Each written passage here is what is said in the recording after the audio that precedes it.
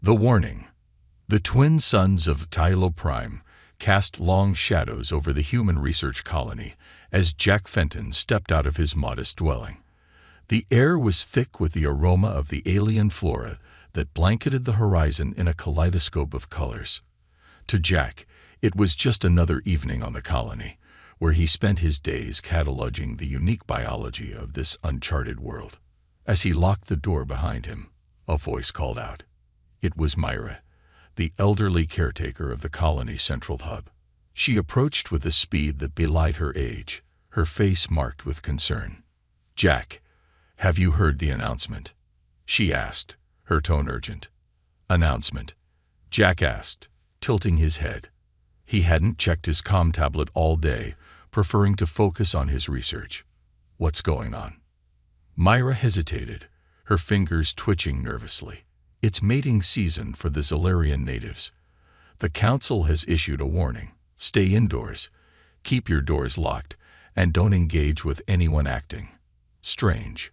Jack chuckled, dismissing her concern with a wave of his hand. "Come on, Myra. I've been here for 2 years, and I've seen plenty of warnings. Nothing ever happens. It's probably just one of those superstitious traditions." "This is different, Jack," Myra insisted. "Zolarians undergo changes during this time. They're not themselves. It's dangerous."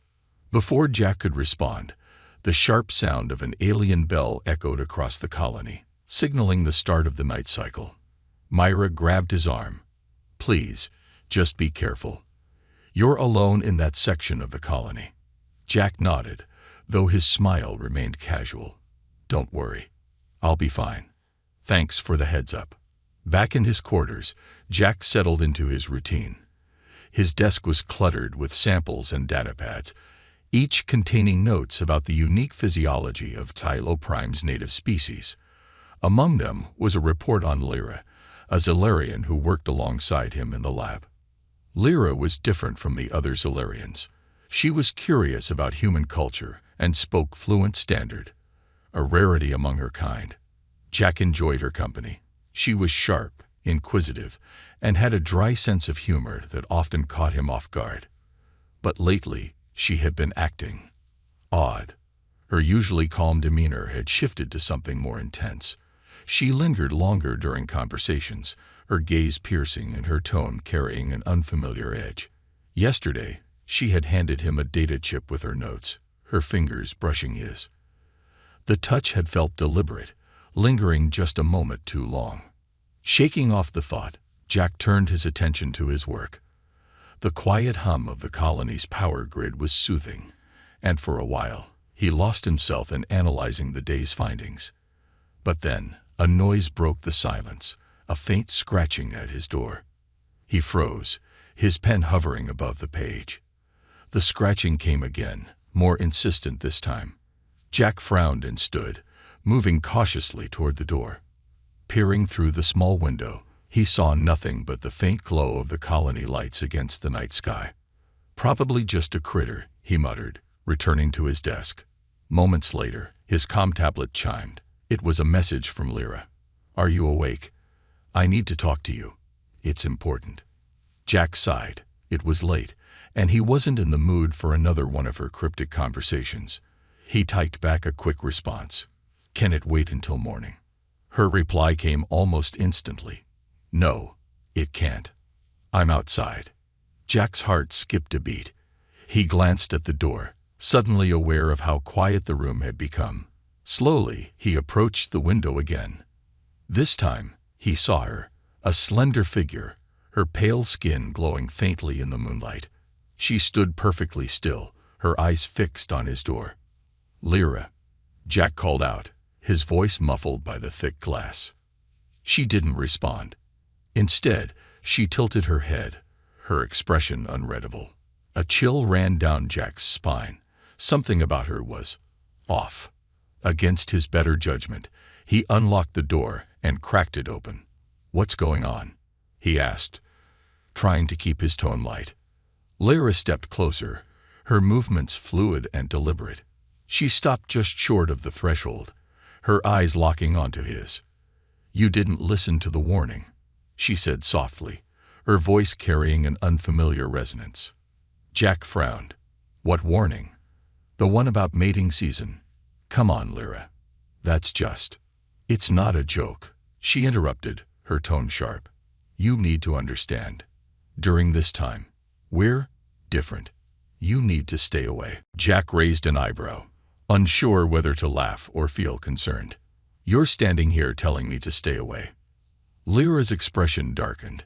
I'm trying to protect you, Jack, but you're making it very hard. Before he could respond, she turned and walked away, her figure disappearing into the shadows. Jack stood there for a long moment, the night air cool against his skin. Eventually, he stepped back inside and locked the door. As he sat back at his desk, Jack couldn't shake the unease that had settled over him. Lyra's words echoed in his mind, her warning carrying a weight he couldn't ignore. But still, he told himself there was nothing to worry about. After all, how bad could a mating season really be? Outside, unseen by Jack, a pair of glowing eyes watched his window from the darkness. Unsettling changes. Jack woke to an eerie stillness that didn't belong. The usual morning hum of the colony's machinery was muted, as if the world had taken a collective breath and held it. The twin suns had risen, but their light felt colder, casting strange, sharp shadows across his room. He sat up, his head pounding faintly, the remnants of a restless sleep clinging to him. His dreams had been unsettling. Fractured images of glowing eyes, whispers in a language he didn't understand, and a soft, almost musical voice calling his name. Shaking off the haze, Jack checked his comm tablet. A single message blinked on the screen. Stay inside today. Don't ignore this. It was from Lyra. Jack frowned, the events of the previous night rushing back to him. He had locked the door, right? He glanced at it, half expecting it to be ajar, but it remained firmly shut. Still, an uneasy feeling lingered. Outside, the colony seemed almost deserted. Jack stepped into the bright but strangely oppressive sunlight, his boots crunching on the gravel path. The air felt heavier today, carrying a faint, sweet scent that he couldn't place. It wasn't unpleasant, but it was strong enough to make him feel lightheaded. As he made his way to the lab, he noticed the locals, the Zilarians, behaving oddly. Normally serene and reserved, they now moved with an intensity that bordered on predatory. Their pale skin seemed to shimmer faintly under the sunlight, and their eyes, always reflective, now glowed faintly even in daylight. Jack passed one of them, a tall, slender male who stopped mid-step to watch him. The alien's gaze was unnerving, unblinking, and Jack felt a strange pressure in his chest, as though the Zilarian's very presence was pushing against him. "Morning," Jack muttered, quickening his pace. The alien didn't respond, only tilting its head in a way that felt too deliberate, too calculating. By the time Jack reached the lab, his unease had grown into a gnawing tension. The lab, usually bustling with activity, was quiet. A few human researchers were present, their faces pale and drawn. The air was thick with the same sweet scent, and Jack caught snippets of hushed conversations. "You feel it too," one whispered to another. "Yeah, it's in the air. Like it's alive." Lyra wasn't there. Jack searched for her among the equipment and storage rooms, but she was nowhere to be found. Her absence made the space feel emptier, as if something essential had been removed. He found a note on his desk, written in Lyra's careful handwriting. "You need to leave the lab today. Go home and lock the door." Jack exhaled sharply, crumpling the note in frustration. This was getting ridiculous. He was a scientist, not some scared colonist jumping at shadows. He refused to let superstition and cryptic warnings dictate his day. Yet, as the hours dragged on, the sense of unease deepened. The sweet scent in the air grew stronger, making it hard to focus. His head felt foggy, his thoughts slower. Even the hum of the equipment seemed distorted, as though the machines themselves were affected. Around midday, Jack stepped outside for fresh air, hoping it would clear his mind. The colony felt wrong. The usual chatter of humans and Solarians was replaced by a tense silence, broken only by the occasional rustle of movement that seemed to come from nowhere. Then he saw her.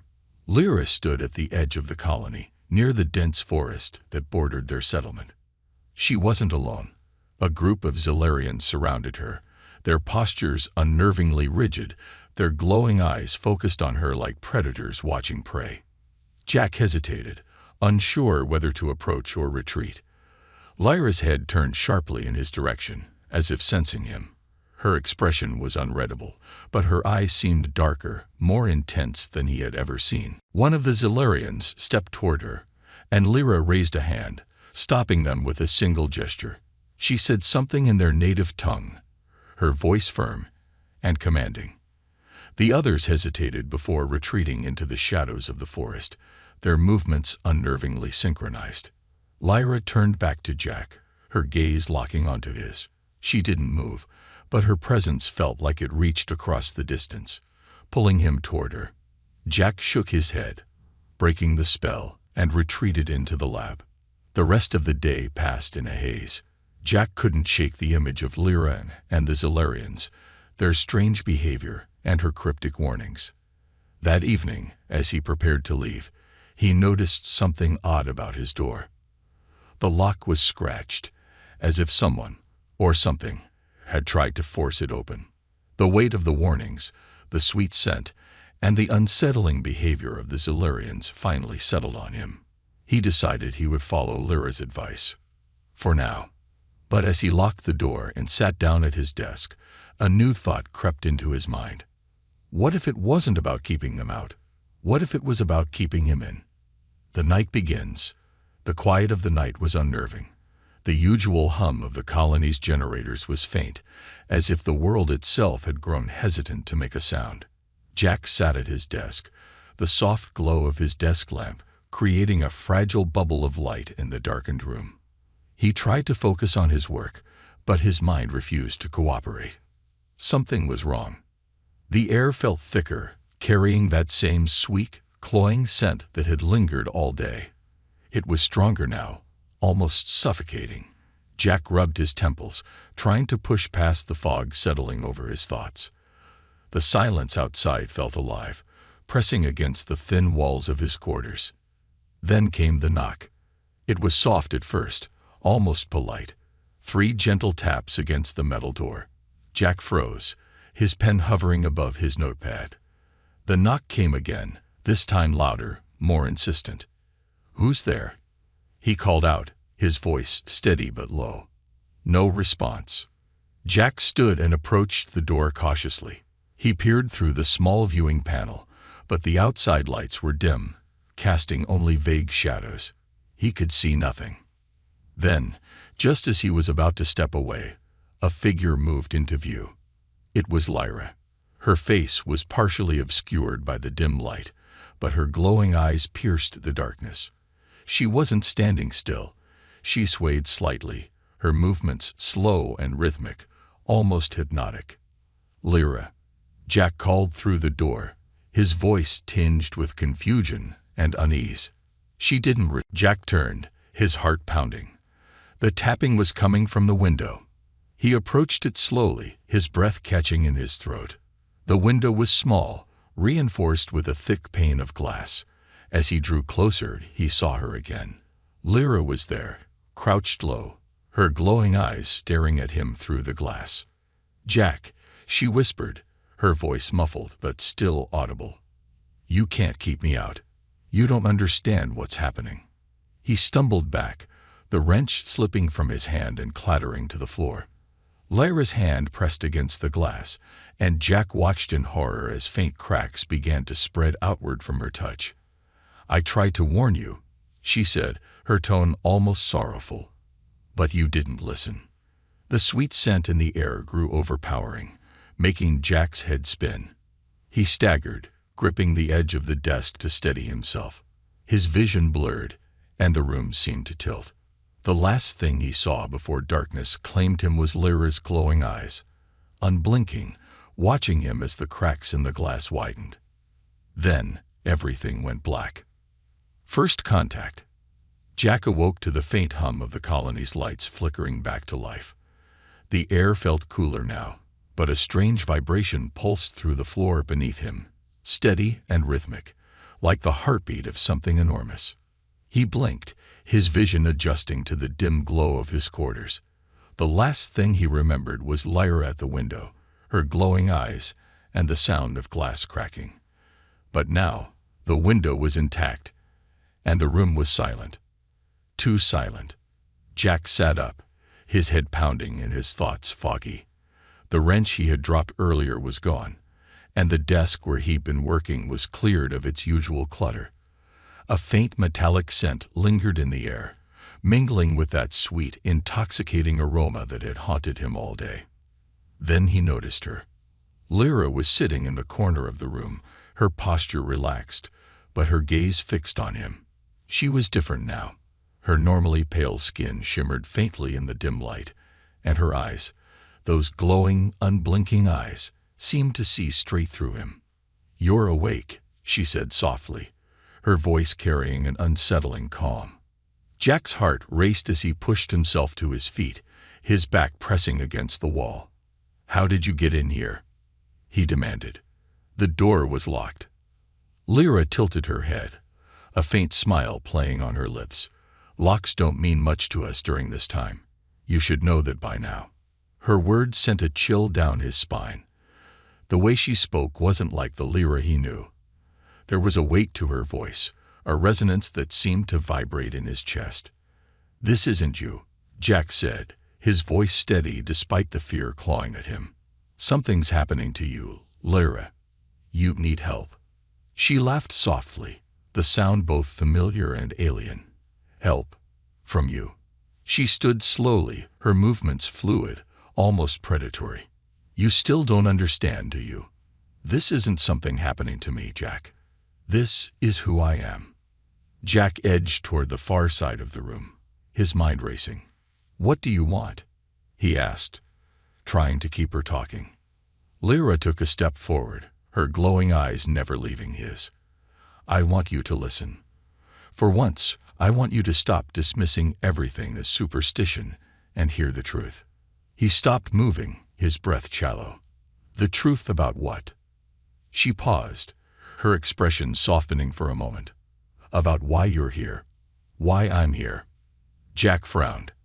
"I'm here to study this planet, its biology, its ecosystem." "No," she interrupted, her voice sharper now. "You're here because we allowed it. Do you really think your species could just settle here without consequences?" Her words hung in the air, heavy with implication. Jack's mind reeled, trying to make sense of it. "Allowed it? What are you saying? That you've been watching us this whole time?" She nodded. "Not just watching. Preparing. Your kind is fascinating, resilient. But there are things you don't understand, things you can't understand without help." "Help from who?" Jack asked, his voice rising with frustration. "From me," Lyra said simply, stepping closer. Jack pressed his back against the wall, his pulse pounding in his ears. "If this is some kind of test, I don't want any part of it. Let me go, Lyra." She stopped, her expression unreadable. "You think you have a choice," she said softly, almost sadly. "This isn't about what you want, Jack. It's about what you need." Before he could respond, the room seemed to shift. The walls blurred, the lights dimmed, and the air grew thicker, charged with an energy that made his skin tingle. Lyra raised a hand, and Jack felt a strange pull, as if her very presence was drawing him toward her. "Stop this," he said, his voice trembling. "Whatever you're doing, stop." Lyra's eyes glowed brighter, and for a moment, Jack felt his mind crack open, flooded with images and sensations that weren't his own. He saw glimpses of Lyra's world, vast, endless forests, crystalline rivers, and towering structures that pulsed with light. He felt her emotions, too, curiosity, longing, and something deeper, something ancient and primal. Then it was gone. Jack staggered, his breathing ragged. Lyra stood before him, her expression soft but resolute. "Now you see," she said. "This is more than you or me. It's about survival, Jack. For both of us." He looked at her, his fear tempered by the lingering echoes of what he had just experienced. "What do you mean?" he asked, his voice barely above a whisper. Lyra stepped back, her glowing eyes dimming slightly. "You'll understand soon enough," she said. "But for now, you need to trust me. And you need to stay here." With that, she turned and walked toward the door. As it slid open, Jack caught a glimpse of the corridor outside. It was empty, but the faint, rhythmic vibration still echoed through the floor. Lyra paused at the threshold, glancing back at him. "Lock the door, Jack," she said. "Next time, I won't be the only one who comes." The door closed behind her, leaving Jack alone in the silence. The chase. The silence shattered with a sound that sent a spike of fear through Jack's chest. A sharp metallic scraping at the door. It was rhythmic, deliberate, like someone, or something, dragging claws along its surface. He froze, his mind racing. Lyra's last words echoed in his ears. "Lock the door. Next time, I won't be the only one who comes." The door shuddered under the pressure of something pushing against it. The lock groaned, its feeble resistance a grim reminder of how fragile human technology was compared to the beings outside. Jack grabbed the wrench he had recovered earlier and backed away from the door, his heart pounding so loudly it drowned out the scraping. Then, as suddenly as it had started, the noise stopped. The silence was worse. Jack held his breath, waiting for the next sound. Seconds ticked by, each one stretching into an eternity. He crept toward the door, careful to keep his footsteps light. Peering through the small window, he saw nothing but the faint glow of the colony's perimeter lights. He exhaled slowly, trying to convince himself it was over. But then he heard it, a faint tapping, this time from the window. Jack spun around, his blood running cold. A pair of glowing eyes stared back at him through the glass. The figure outside wasn't Lyra. It was taller, its skin darker and more textured, like bark glistening under moonlight. Its gaze was unblinking, predatory. The creature placed a hand on the glass, its long, clawed fingers spreading wide. A low vibration filled the air, resonating through Jack's chest. The glass began to crack, fine spider-web fractures spreading outward from the creature's touch. Panic surged through Jack. He had to get out. He bolted for the back door of his quarters, his wrench clutched tightly in one hand. The door opened into a narrow maintenance corridor, dimly lit and eerily quiet. Jack sprinted down the hallway, the sound of his boots echoing off the walls. The vibrations followed him, growing stronger with each step. He glanced over his shoulder, but saw nothing. Yet the sense of being watched was overwhelming, a prickling awareness that crawled across his skin. Ahead, the corridor split into two paths. Jack hesitated for a fraction of a second before turning left, his instincts guiding him toward the lab. If he could get there, he might be able to find something, anything, that could help him. The lab was in disarray when he arrived. Equipment was scattered across the floor, monitors flickering erratically. The faint scent of ozone hung in the air, mingling with the ever-present sweetness that had grown stronger, almost nauseating. Jack locked the door behind him and leaned against it, his chest heaving. His eyes scanned the room, searching for something he could use as a weapon or a means of escape. Then he heard the voice. "Jack." It was soft, almost a whisper, but it carried through the room with eerie clarity. He turned, his grip tightening on the wrench. "Lyra," he called out, his voice shaky. There was no response, only the faint hum of the damaged equipment. "Jack." The voice came again, closer this time. He spun around, but the room was empty. His heart pounded as he backed away, his mind screaming that something was terribly wrong. Then the lights flickered and went out. In the darkness, the voice changed. It wasn't Lyra anymore. It was layered, resonant, and inhuman. "You cannot run, human," it said. "You were chosen. Jack's breath caught in his throat. A faint glow began to fill the room, illuminating the outlines of the lab. Shadows moved unnaturally across the walls, twisting and bending in ways that defied logic. From the shadows, the creature emerged. It was massive, its form both fluid and solid, constantly shifting, as if it couldn't decide what shape to take. Its eyes glowed with the same intensity as Lyra's, but there was no warmth in them, only hunger. Jack stumbled back, knocking over a table in his panic. The creature moved toward him, its presence filling the room like a storm cloud. "This is what you were warned about," it said, its voice reverberating in Jack's skull. "But you did not listen." Desperate, Jack grabbed a small cylindrical device from the table, a plasma cutter. He activated it, the tool sparking to life with a sharp hiss.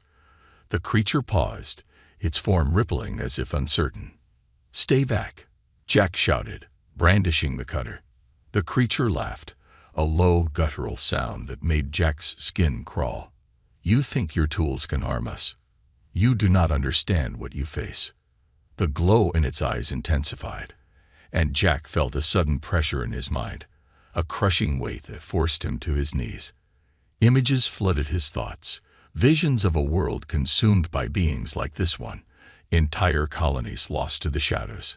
But among the chaos, he saw something else, a figure standing defiantly, holding a shimmering artifact that seemed to repel the creatures. It wasn't a weapon. It was something older, something powerful. The vision faded as the pressure in his mind eased. The creature loomed over him, its form shifting once more. "You will see," it said, its voice dripping with menace. "This is only the beginning." And then, just as suddenly as it had appeared, the creature vanished, leaving Jack alone in the dark. The plasma cutter sputtered in his hand, its light flickering weakly. Jack's hands shook as he tried to steady his breathing. He didn't know what was coming next, but one thing was clear. The warnings were real, and he was running out of time. The showdown.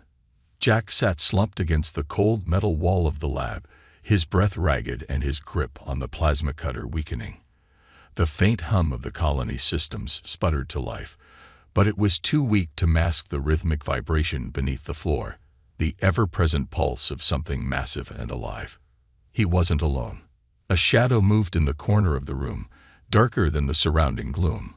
Lyra stepped forward, her form partially illuminated by the flickering lights. She looked more alien now than ever before. Her skin shimmered with an ethereal glow, and her eyes burned with an intensity that seemed to pierce Jack's soul.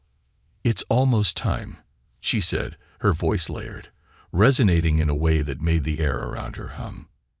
Jack pushed himself to his feet, the plasma cutter sparking in his hand. "Time for what?" he demanded, his voice cracking. Lyra tilted her head, her expression a mix of sorrow and resolve. "For you to understand. For us to decide." "Decide what?" Jack shouted, backing away from her. "What is this? What's happening to me? To this colony?" Her gaze softened, but her voice remained steady. "This isn't just about you, Jack. It's about your species. Your kind has always been curious, always pushing into places you don't belong. Sometimes it's your strength. Other times it's your undoing." She stepped closer, her movements slow and deliberate. Jack raised the plasma cutter, its glow casting jagged shadows across the walls. "Stay back, Lyra. I don't want to hurt you." Lyra stopped, her expression unreadable. "You couldn't if you tried," she said, almost gently. The vibration in the floor grew stronger, the air around them thick with energy. The walls of the lab seemed to shimmer, as though reality itself were bending.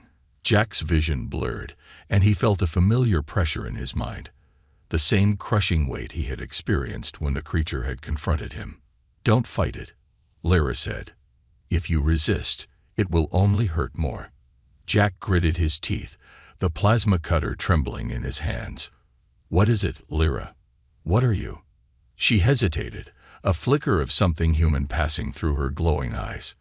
"We are the bridge," she said finally, "between what you are and what you could become." But the transition isn't easy. Not everyone survives. The room darkened further, and Jack realized the shadows on the walls weren't just tricks of the light. They were alive, shifting and coalescing into forms that defied explanation. The largest of them stepped forward, its glowing eyes locking onto Jack. "This is the moment," the creature said, its voice a deep, resonant echo. "Will you embrace what is offered, or will you fall like the others?" Jack's mind raced. He had no idea what they wanted from him, but the visions he had seen earlier lingered. A figure holding a shimmering artifact, standing against the darkness. He reached into his pocket and pulled out the only thing he had left, the small crystalline sample he had collected weeks ago during an expedition. It was unremarkable at the time, just another piece of alien geology. But now, under the dim light of the lab, it shimmered faintly, as though responding to the energy in the room. The creature froze, its form rippling. Lyra's eyes widened. "Where did you get that?" she asked, her voice trembling. Jack held the crystal up, its light growing brighter. "You tell me," he said, his voice steadier now. The creature growled, the sound reverberating through the room. "It is forbidden," it said. "You should not possess it." "Maybe not," Jack said, his grip tightening around the crystal. "But it looks like I do." The crystal pulsed, and the shadows recoiled as if burned. Lyra staggered, her glow dimming. "Jack, you don't understand what you're holding," she said. "It's not a weapon. It's a key." "A key to what?" he demanded. "To the truth," she said, her voice barely audible. The creature lunged, its form expanding to fill the room.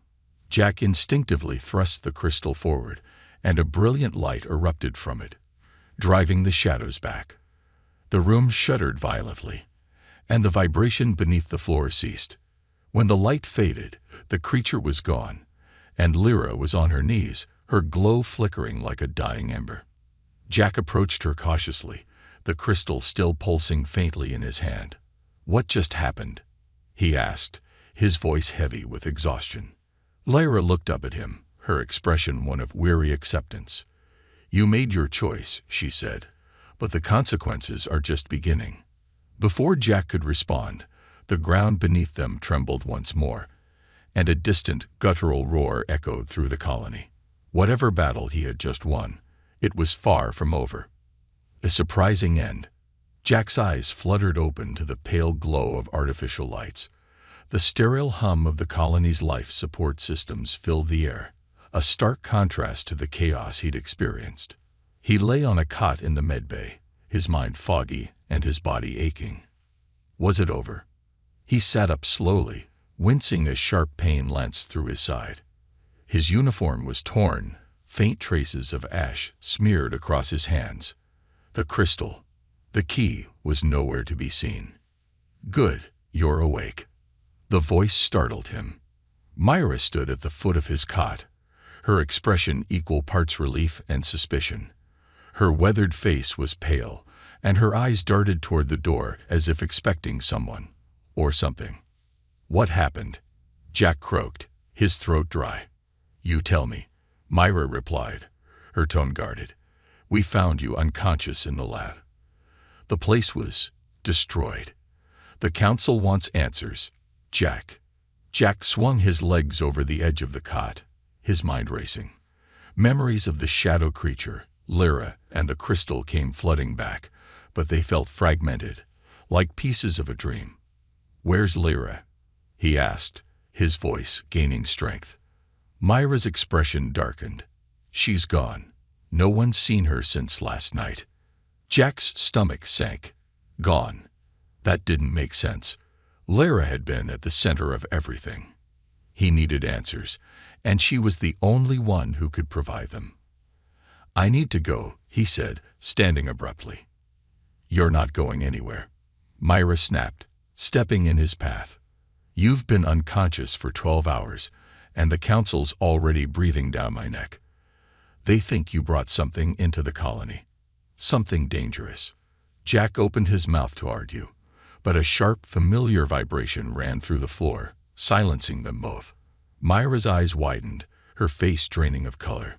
"What was that?" she whispered. Jack didn't answer. He already knew.